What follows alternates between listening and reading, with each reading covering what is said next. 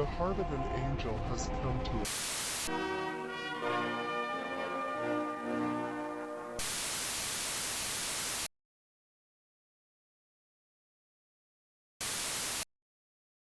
Well. It's been a long time, hasn't it? The last time we talked about Godzilla on this channel was when Mr. Ratio covered Godzilla NES, the creepypasta story. And that was in May of last year. That wait is now over, ladies and gentlemen, as I've stumbled upon a newer Godzilla analog horror series that looks to be changing the game yet again. Godzilla Just Pray. The first season has just recently concluded, so I thought now would be the perfect time to check it out. From what I've seen so far, it looks pretty exciting and terrifying. What is interesting is that in this world, Godzilla already showed up in the 50s and committed his reign of terror already. However, now, he's back. But is it the same Godzilla, or something else entirely? Speaking of Godzilla, you know what I'm really excited for? Godzilla Minus Zero. Oh my god, I could not be more excited for it actually. November 6th is marked in my calendar for that release. But let's not waste too much time. Today we are going to be going over the first 4 tapes of this series. As always, be sure to check out the original series created by Toolzilla. I'll have the link down in the description below, and I'll also have the link to the Godzilla Analog Horror playlist we have on 4+, if you want to check out all the other Godzilla goodies we have covered over the years. But without further ado, let's get into our protective Godzilla costume, man in the suit style, and head back into the absolutely terrifying world of Godzilla Analog Horror. But before I let you get too far, just wanted to say if you're new here and enjoy what you're watching, be sure to hit all those neat buttons down below, as it really helps support the channel. I'll also have linked in the description below our socials and the 4-player gaming channel where we dive into the terrifying world of horror video games. But anyways, now you can pass through. Godzilla Just Pray, Episode 1. Our series begins and we are introduced to the CODC, the Colossal Organism Defense Center, and we are looking at a report on countermeasures against unidentified colossal organisms. The date is blurred, but it's sometime in the 20th century. Apparently, a high concentration of radiation was detected off the coast of San Francisco, which led to a mass amount of these dead fish. And it definitely looks like radiation had some interesting effects. And it wasn't just the fish that were hit hard, but the people who were near the shore at the time were met with a very brutal fate. The site is investigated, to which we are then shown the results. And this is where things begin to get quite interesting. Cellular composition matches remains of Gojira destroyed in Tokyo 1954. Subject terminated by Dr. Daisuke Serizawa. Like I said in the intro, it sounds like the events of the very first Godzilla film have already happened, even down to the doctor who takes him out. This leads to the conclusion that it is highly likely a similar colossal organism has reappeared. The plan is then to evacuate nearby residents and to send in the military. Not the Navy! To which the report ends, and we cut to a personal log from CODC agent Iris Caldwell, who looks as if Makima and Kobeni merged into one. Her recording begins to play, and she goes on to describe a disturbing sight. Dead fish, twisted tissue, radiation that doesn't behave like radiation. She goes on to talk about all the actions they have taken in light of this new discovery, all the procedures that came into play, and then says that we still speak as if procedure can contain a myth. Whilst a painting a lot of you may find familiar is shown on screen. She says that her team asked her if she was scared, to which she said no, but she quickly admits to it being a lie to remain professional. We end up cutting to this image of the still ocean, and she claims that something out there is listening, to which the man himself decides it's time to show up.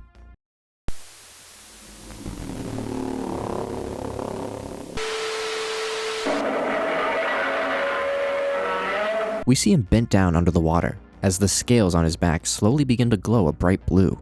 He lifts himself up and we see his truly monstrous face, as that begins to glow as well, before he decides to aura farm all over us.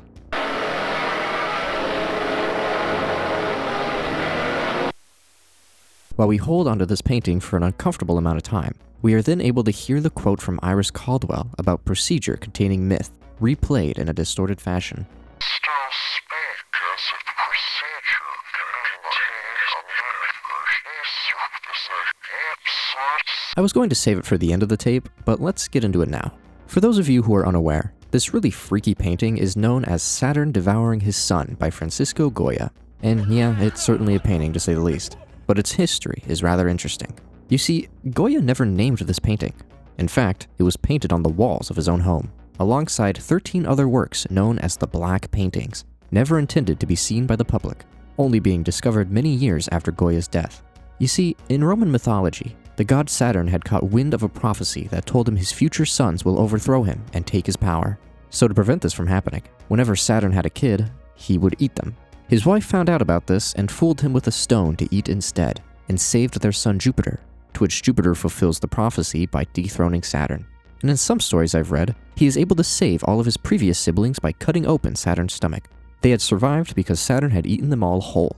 What makes all this so interesting to me is the fact that Goya made this painting in his own home on the wall, with no name and no intention of showing it off, only to be discovered after he is dead. So how did they know this painting was supposed to be related to Roman myth? Truly, we don't know for sure.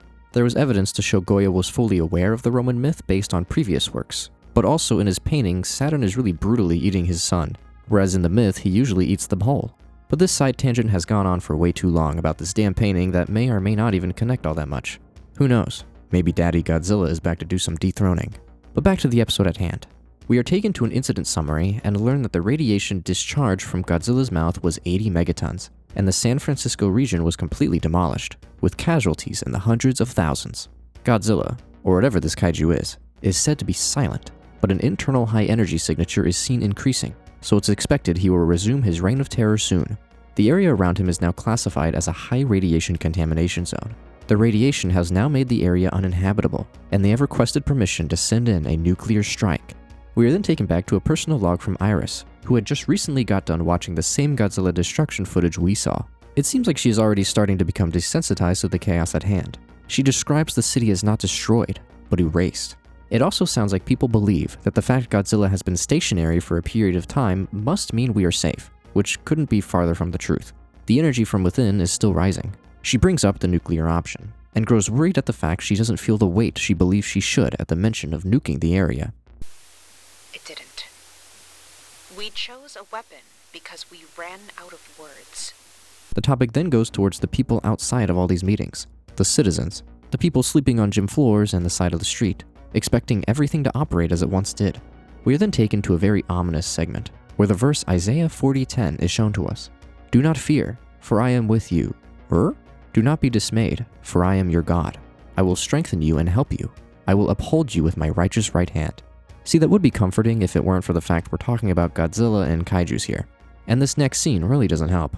We are shown this huge painting that looks ominously biblical. We see what looks like two depictions of King Ghidorah, some with halos around their heads like angels. This Godzilla-looking beast that appears to be puking out people, perhaps birthing life. We see what looks like angels floating up into heaven. And lastly, a group of people on their knees praying to what kind of looks like a heart surrounded by angel wings. It's like that big mural at the beginning of Midsummer. The scene fades out and we are brought to another video by the CODC, a classified report titled Operation Gojira Termination. One day before the strike, we learn that Godzilla has yet to move, but it's clear that he is recharging of some sorts. But it's now strike day, and we are shown photos of the aftermath. The first photo shows a severe swelling across its entire body, then an energy burst that occurred. Then a photo where you can't really make anything out because the radiation levels just went way beyond measurable limits. Visual observation is now impossible. To make matters even worse, a new unknown energy reaction was detected, and when exposed to oxygen, the results aren't pretty. All organic life around is melted. It also sounds like Godzilla is now back up and running, and he's heading east. This has led to mass fear, and social order is beginning to crumble. A national alert is to be ordered, with all residents within the projected pathway of Godzilla to be evacuated. And then the episode ends. This was a great introduction into this new Godzilla series, I gotta say. I am really glad that it has already managed to differentiate itself from the crowd. The idea that this takes place in universe with the original film is pretty damn cool. It seems like this is pulling a Halloween 2018, where the first film happens and then this event happens. Everything in between can just be forgotten about. At least for right now. Who knows if any surprise characters are going to be showing up. We already saw Ghidorah, and boy does he look frightening.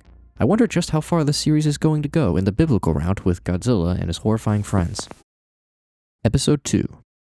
This episode is definitely on the shorter side, as it's mostly narrated text, specifically narrated by that silly quote-unquote jigsaw voice from Spiral. We have all suffered great wounds from the creature the world calls Ghidorah. The text continues on. The world has been swallowed by fear and death, and Gojira does not stop. Now it is time to protect ourselves, to fight. God is with us. The heart of an angel has come to us. This is the heart of the seraphim, Ghidorah. Alright, hold up. Things just got really crazy really fast. A seraph is a term frequently mentioned in various religions, and it essentially is an angelic being of really high rank. I suppose the name Sephiroth makes more sense now. In the Hebrew Bible, the word seraph actually meant serpent on multiple occasions, and apparently it's only in the book of Isaiah where its plural form, seraphim, was used to describe angelic beings, leaving the singular form, seraph, to describe a fiery flying serpent. So it sounds like Godzilla Just Prey is about to bring about a whole new style of King Ghidorah, one that comes with a whole lot of biblical terror. But back to the video at hand. We are told to come to blank, to receive the blessing of the seraphim. Join us, walk with God, the Church of Ghidorah. Oh boy. The painting we were shown in the last episode is then brought back to us, but more zoomed in. We see again the giant Godzilla-like creature either throwing up life or burning it. Then the group of people kneeling underneath what is now known as the heart of the seraphim, these angels falling or potentially rising to heaven. And finally, the silhouette of Ghidorah himself, and the halos that eerily make a lot more sense. The full image is shown once more, before we fade to black and end the episode. This entry may have been short, but man was it full of hints at what is to come. It appears like after Godzilla's rampage in the 1950s, a group of people somehow someway formed the Church of Ghidorah. Maybe Ghidorah has shown up before like in the films and we just don't know it. But nonetheless, they view him as their savior. And who knows, these kaijus may actually be heavenly beings, or hellish ones. I really like the way the series is going. I feel Godzilla and this religious horror works really well together, and I am too eager to find out what's next to stop now.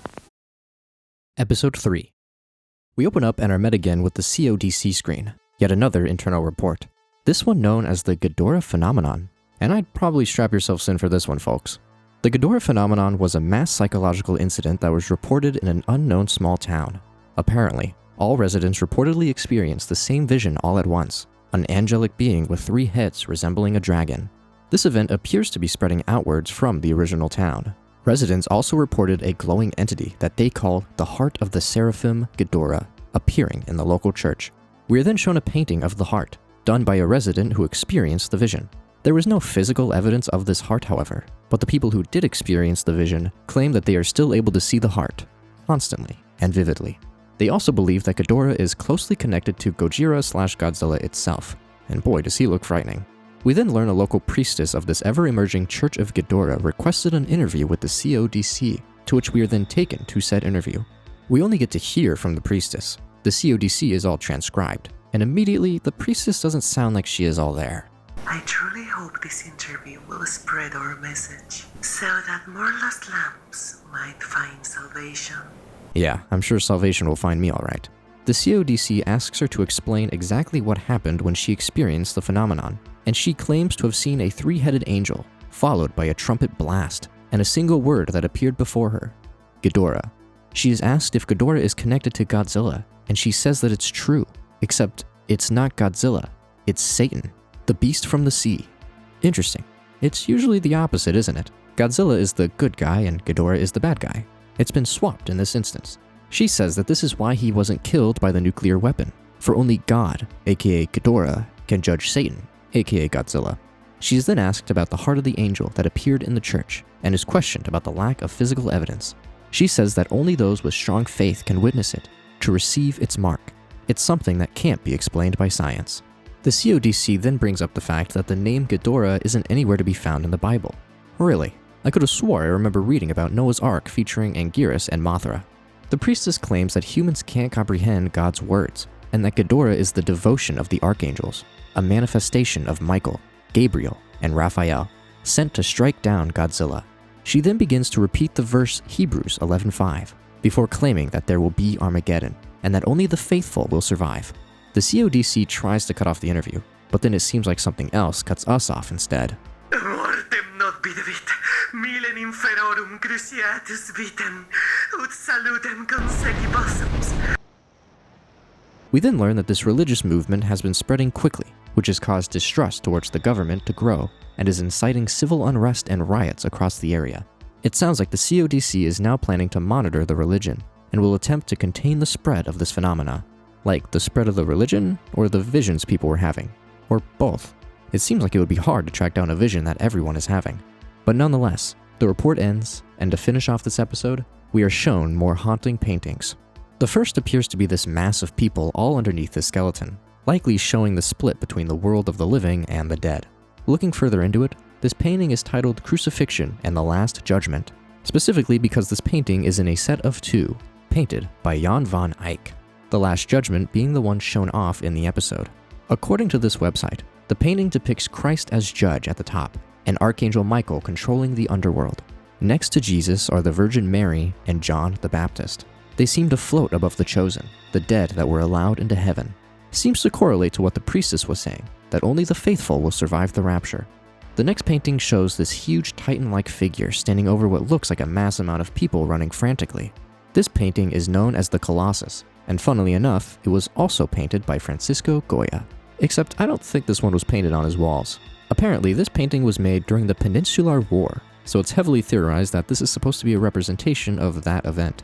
We are then shown this very interesting looking painting known as the Great Red Dragon and the Woman Clothed with the Sun, created by William Blake in the early 1800s. According to what I found online, Blake created this watercolor based on a passage in the Book of Revelation. In Blake's interpretation, the muscular dragon, associated with Satan, looms menacingly over a radiant woman whose unborn child, humanity's hope and salvation, the beast seeks to destroy. For some reason, that is making me think of Saturn, going after his own children over a prophecy that they may overthrow him. Or the demonic Godzilla going after poor Ghidorah. Then the last thing we see is certainly poor Ghidorah, and by poor I mean horrifying. Affliction, distress, grief to the inhabitants of earth. It's this really interesting mix of classic kaiju and biblically accurate angels. This has really been a fascinating direction to take Godzilla. Episode 4. This episode wastes no time getting into business, as the priestess begins to narrate, telling us that we must repent. We are shown again the frozen Godzilla, as the priestess says that the 6th seal has been broken, aka the time has come. The angel's trumpet will soon sound. The priestess tells us that more and more have been receiving the revelation, and the faithful have all gathered to one spot, as we see this huge crowd of people walking towards this bright light. We learn that over 100,000 people have already shown up to what we now can see as this big bright cross, except the priestess refers to them as souls. Uh-oh, sounds like we have a mass sacrifice on our hands. I gotta say as well, the person voicing the priestess has locked in, because they are really selling this performance. Join us. Walk with God. Receive the mark of Ghidorah. She tells us to receive the mark of Ghidorah, as we see what looks like people in the background floating. We then see Godzilla rise up. Whether this is previous footage or the present, I'm not quite sure. But the priestess claims that when Armageddon arrives, we will be standing beside the Lord, praising his name, awaiting the dawn of a new kingdom. The footage then cuts to the next segment, another report from the CODC, specifically an update on the Ghidorah phenomenon. Apparently, it is now spread to hundreds of thousands of people nationwide, with the majority all moving towards the Ghidorah church, which the location is rightfully censored. Don't need any more curious fools taking a visit. But this also answers my question that I had earlier. People get infected somehow with this vision and then become influenced to join this Church of Ghidorah. It's turning these kaijus into more eldritch horror, which is really awesome to see pulled off here. It's said that affected individuals refer to themselves as the Chosen and proclaim repeatedly that the Rapture has come. Hey, this happened on TikTok a while ago, didn't it? Apparently, these people also become aggressive and frantic towards anyone who dares to stop them. We learn the area surrounding the church has become so flooded with people it's impossible to control. These aren't people with no lives either. They have jobs they've abandoned, families, previous identities, all thrown out so that they can devote themselves into these ascension rituals. To make matters even worse, this includes police officers, firefighters, doctors. This influence is non-discriminatory in who it takes. This has led to undermined response capabilities, and local resources won't be able to handle what's to come. We see a list of recommended response actions. One is to send in rescue personnel towards the church area, then a full lockdown of the surrounding access routes, and immediate isolation and containment of individuals experiencing the Ghidorah phenomenon. This also includes censoring all media associated with the Ghidorah church. Honestly, how do you completely destroy a religion that is forming this fast? I guess it's more like a cult. But that was the end of the CODC report, and we are brought to the next segment. We see yet again the mass amounts of people moving towards this faint light, later shown to be a whole cross. Perhaps the more people, the larger it gets? We see the people looking up in the sky at something, likely the people that have begun to levitate into the air.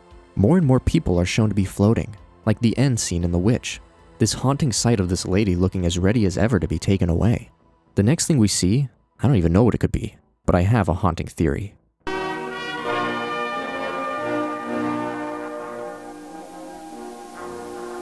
It kind of looks like everyone who was taken up just kind of burst. The next sight we see looks like a huge blood cloud in the sky, or a giant collection of bloody mist. Then, out from the blood, we see the legend and myth itself. We see the 3 heads of Ghidorah merge into frame and rise up from the clouds. We then see the silhouette from down below of this giant biblical entity.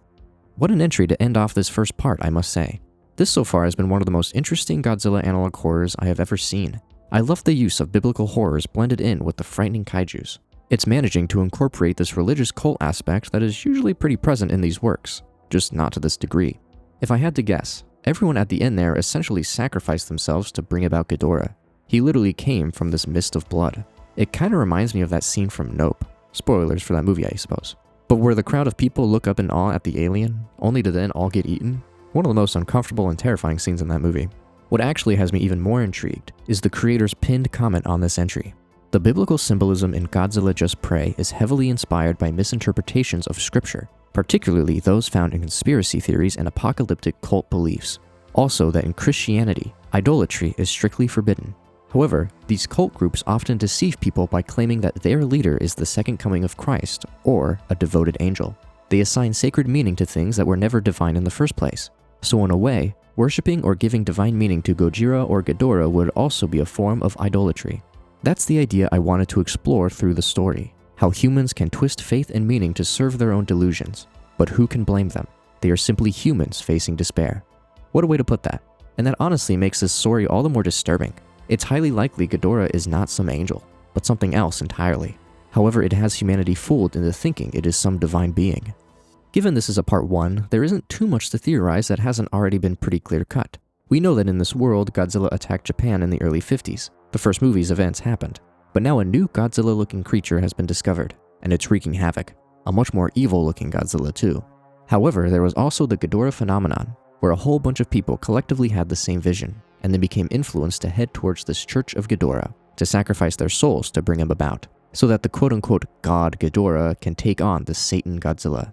I would bet, however, that Godzilla and Ghidorah are not angels or demons, but kaijus. They essentially are what they have always been, except humanity is reacting differently. But that doesn't really explain Ghidorah's angelic design, and his return coming from the sacrifice of a bunch of people. The mural kind of shows this as well, with the people bowing under the heart of Seraphim, followed by them floating into the heavens, to which we then see the Ghidorah silhouette. But what about the creature puking out humans? Maybe that is the Satan Godzilla wreaking havoc. But who's to say if it's all humanity's nonsense, applying religious meaning to things that are far from it?